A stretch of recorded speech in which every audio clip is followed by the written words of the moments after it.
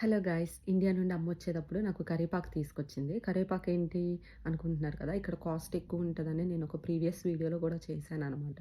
Just 4 రెమ్మలు మనకొచ్చేసేసి ఒక 1 pound 20 అయితే ఉంటుందనమాట. సో, కాస్ట్ ఎక్కువే యాక్చువల్లీ. అండ్ మనకి ఇండియాలో ఉన్నంత స్మెల్ గానీ, ఫ్రెష్‌గా గానీ నాకేమంత అనిపిచ్చదు. సో, ఎప్పుడు ఇండియా ఎళ్ళినా కూడా డ్రై పౌడర్ కానీ అట్లయితే తీసుకొచ్చుకుంటా. ఈసారి అమ్మ అయితే కొత్తగా లైక్ కరివేపాకు అండ్ పోపులుంటాయి కదా! తాలింపు గింజలంటారు కొంతమంది. వాటన్నిటిని కూడా నూనెలో నీట్‌గా వేయించేసేసి కొంచెం ఎక్కువ రోజులు స్టోర్ ఉండేటట్లయితే తీసుకొనొచ్చింది.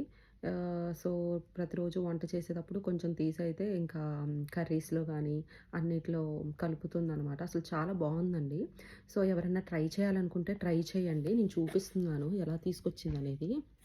సో, ఇక్కడ చూస్తున్నారు కదా! మంచిగా పచ్చాకండి. అసలు స్మెల్ గూడా ఎంత బావుందంటే మనకి ఈజీగా ఒక 1 మంత్, 2 మంత్స్ అయితే ఈజీగా స్టోర్ చేసేసుకోవచ్చు ఈజీగా. స్మెల్ కూడా చాలా బావుంది. సో, మీరు గూడా ఎవరికన్నా యూజ్ అవుతుందేమో అని వీడియో చేస్తున్నాను. మీరు కూడా ట్రై చేయండి. So, see you next video. By.